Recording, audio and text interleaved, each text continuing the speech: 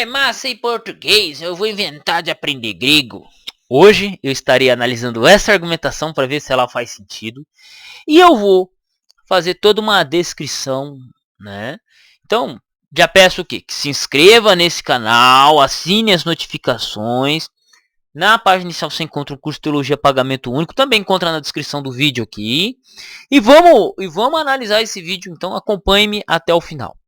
Essencialmente, algumas vezes, em alguns momentos, não raras vezes, mas incomumente, alguém vem comentar aqui, o Malemar sei português, vou estudar grego. Eu acho esse argumento um argumento com todo respeito a quem utiliza ele, um tanto imbecil. É um argumento imbecil. Por que é um argumento imbecil?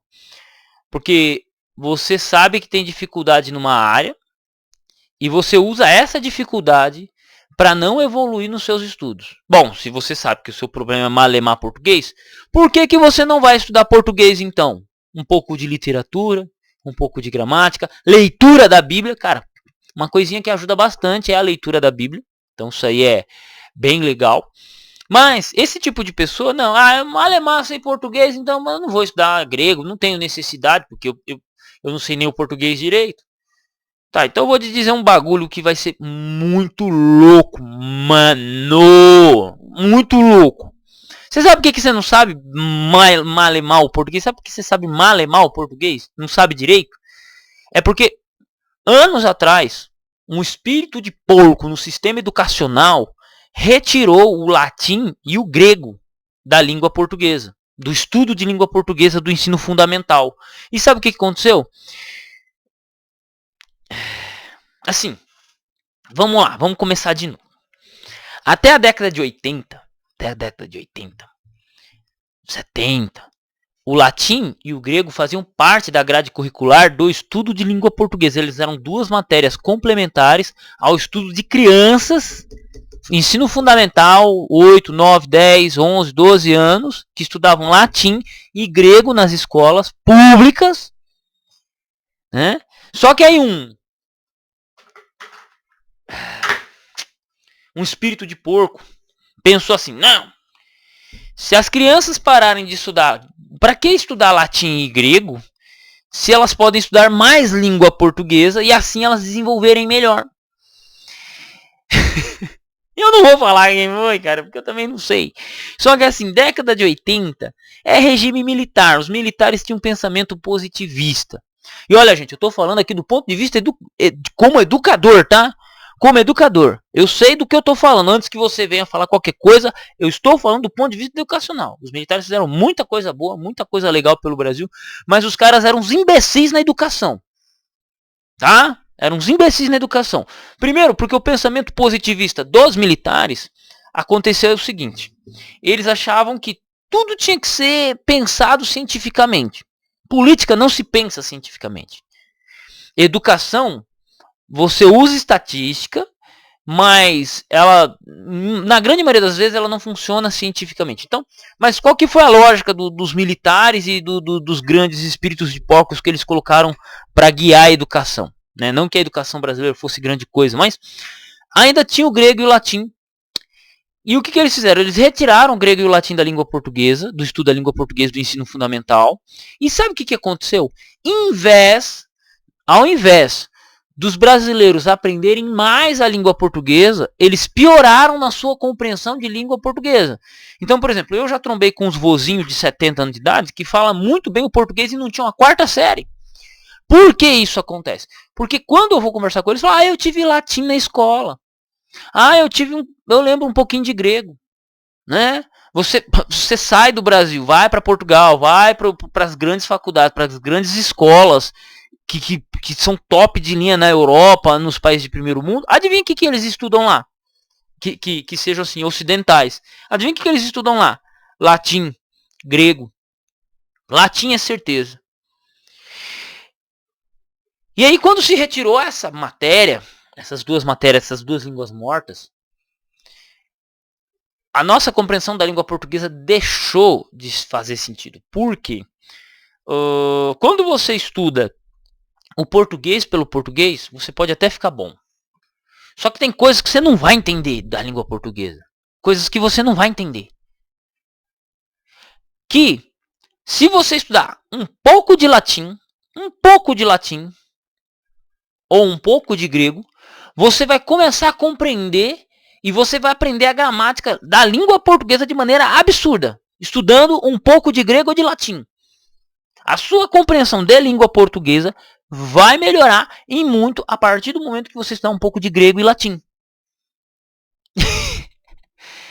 Mas, desde a década de 80, isso há mais de 40 anos atrás, quase 50 anos atrás, isso foi tirado do povo brasileiro. Foi tirado. Porque pensaram, para que estudar latim, para que estudar grego, essas línguas estão mortas. O mundo está avançando. Aí, para piorar, até a década de 80, ali 75, se estudava francês ao invés do inglês. É outra língua que não poderia ter sido tirada da grade curricular. Por quê?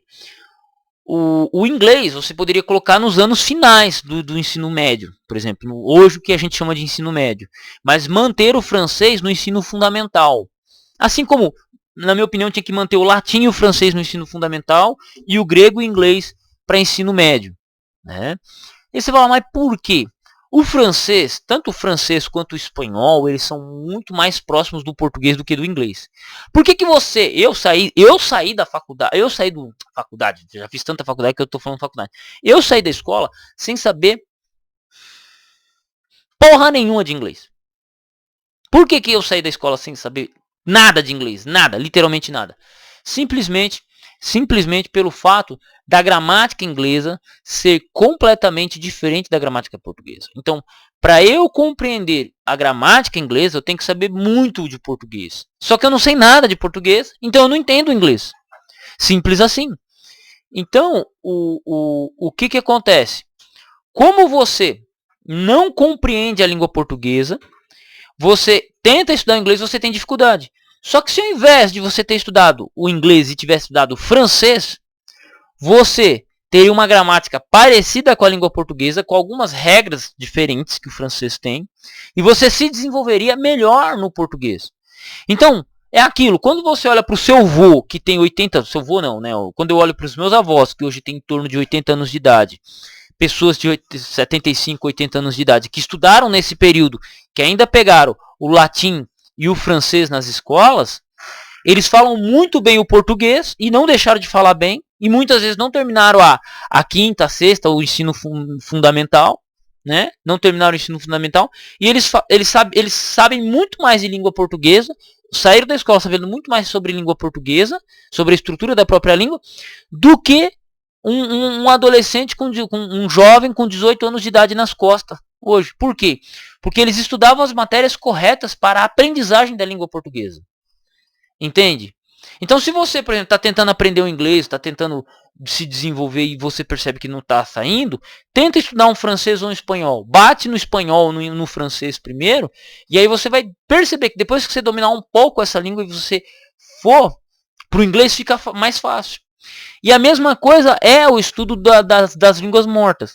Quando você estuda uma língua morta, no caso do latim ou do grego, ou no caso das duas, você começa a entender as bases que serviram de regra para a formatação da língua portuguesa.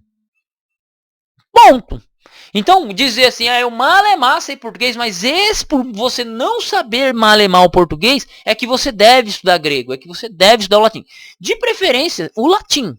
O latim. Só que o latim e o grego, eles seguem as mesmas regras, basicamente. Eles vão ter regras específicas suas, mas que vão ajudar muito. Então, não venha com desculpa, ou próxima vez que alguém vir com uma desculpa dizendo, eu malemar sei português, vou estudar grego. É por esse motivo que você deve estudar. É por esse motivo. E aí o seu argumento, ele se torna frágil, fraco e sem sentido.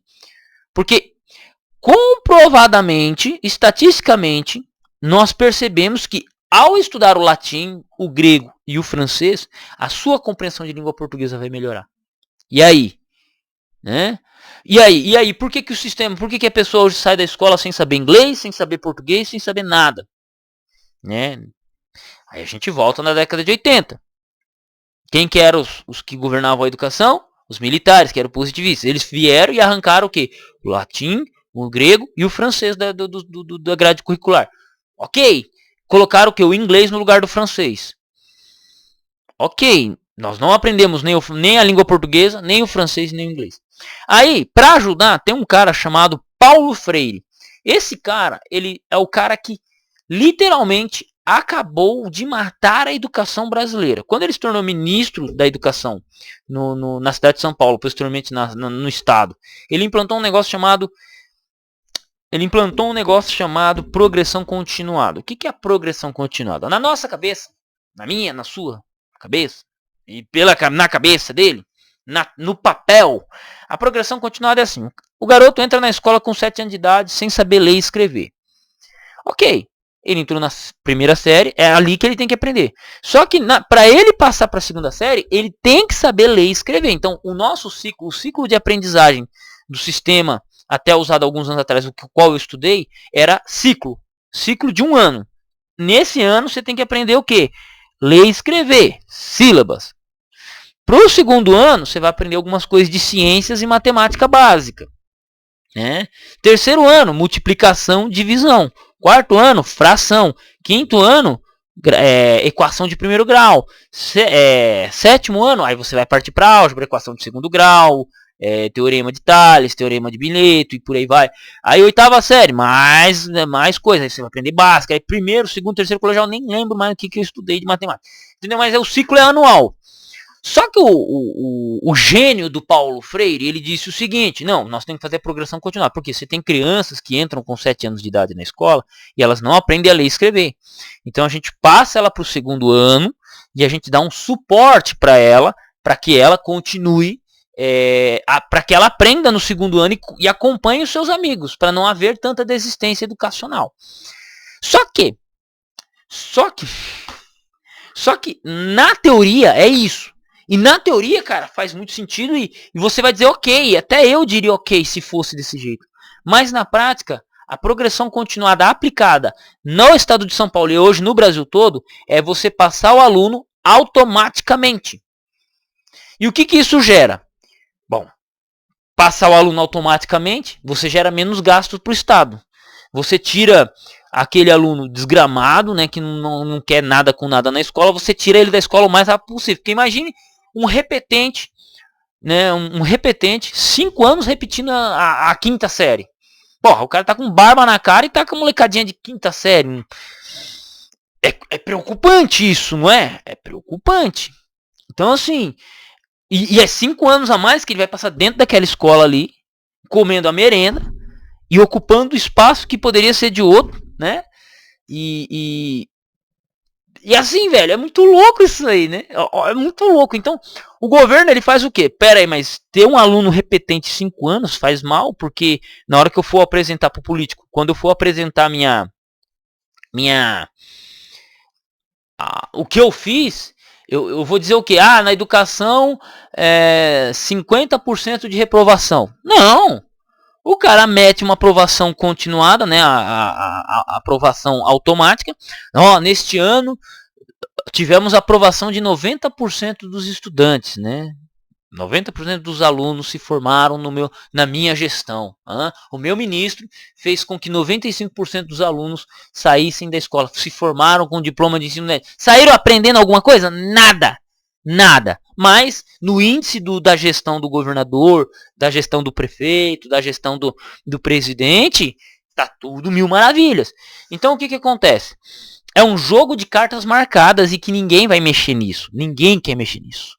E eu não tô falando aqui como pedreiro, tá, gente? Como pedreiro que eu sou. Eu tô falando como professor que não que seja tão experiente na rede educacional, mas que conhece por dentro um pouco disso e que pode falar, né? Que pode falar. Então, o que acontece? Você sai malemar falando português por causa de uma burrice feita há 50 anos atrás. Uma burrice feita pelos nossos gênios militares. E aí para fechar o caixão, nós temos a ajuda de um porco comunista chamado Paulo Freire, que fudeu mais ainda com essa educação. E aí você hoje, com seus 30 anos, 40 anos, né, talvez menos, 26 anos de idade, malemar sabe o português e você não sabe por onde começar seus estudos. Aí quando aparece um doido varrido que fala palavrão igual eu aqui na internet, falando que você deve estudar grego, aí você fala, para que eu vou estudar grego, malemar? Eu tô te dando caminho pra você vencer na vida e aprender alguma coisa, e você acha que eu tô exigindo muito. E eu vou fazer o quê? Eu vou fazer o quê? Eu não posso fazer nada. E eu digo, por quê? Eu cresci nesse sistema educacional de aprovação automática, eu cresci num contexto em que eu não tive acesso a francês, a inglês. A inglês tinha na escola, mas era daquele jeito, né? Verbo to be todo ano. A inglês, que também eu nunca tive habilidade para o inglês e não tenho, para ser sincero. Espanhol, esquece. Só que, ao estudar o grego, meu amigo, as portas se abriram para o inglês, francês porque eu sou casado com a minha esposa ela é fluente no francês, entendeu? Ela é fluente no francês. Inclusive o irmão dela estudou francês na escola, mano. O irmão dela estudou francês na escola, na época que se tinha. Aí no ano seguinte, quando a minha esposa entrou na escola, aí eles cortaram o francês. No regime militar. Malditos positivistas. Amo o positivismo, mas no sistema, na visão política e educacional, eles são umas bestas quadradas. Todo positivista é um ótimo pesquisador, mas para questão de gestão política e educacional, são umas bestas quadradas. Isso é fato. E eu vou discutir isso no meu canal mais profundamente, no meu canal. Adolfo Eucler vai estar na página inicial do canal. Aqui vai ser só digitar Adolfo Eucler, você vai cair no meu canal. Eu vou discutir sobre isso. Né? Sobre essa imbecilidade. Mas no tocante a esse canal, o que você precisa saber é isso. No tocante a este canal, o que você precisa saber é isso. Então, malemar sabe português? Eu tô te dando o motivo, eu tô te dando a história do porquê que você malemar sabe português e porquê que é necessário que você estude grego, seu imbecil. É por isso que você tem que estudar grego. É por isso que você tem que estudar latim. Se o Estado, se o governo não te dá a ferramenta para você aprender, você tem que buscar pelas próprias mãos. E se você, por mais que não queira estudar nenhuma dessas duas línguas, se você malemar sabe português, então cria vergonha na cara e vai estudar, bicho. Porque eu não sou obrigado a ficar vendo seus comentários imbecis. Você poderia estar comentando, fazendo uma pergunta mais relevante e eu respondendo, mas eu acho por bem responder você ou qualquer pessoa que venha com essa pergunta aqui nesse vídeo para abrir sua mente, nem que seja um machado, né? Com um machado. O problema é que o cérebro vai cair fora, né? Mas tudo bem. Se gostaram desse vídeo, se gostaram da abordagem, do estilo, se você não sabia disso, por favor, já vai deixando o like, já vai compartilhando, né? E se ficou chocadinho, se ficou, ai, mimimi, suma do meu canal. Não perca tempo comigo. Tá? Não perca tempo comigo. Se ficou chocadinho com o que eu tô falando, cara, esse lugar aqui não é pra você. Vá ver vídeo de devocional, vá ver o vídeo do seu pastor, vai acompanhar um youtuber que seja educado, vá pra puta que o pariu e deixe-me em paz, ok? Tamo junto, Deus abençoe vocês e até o próximo vídeo.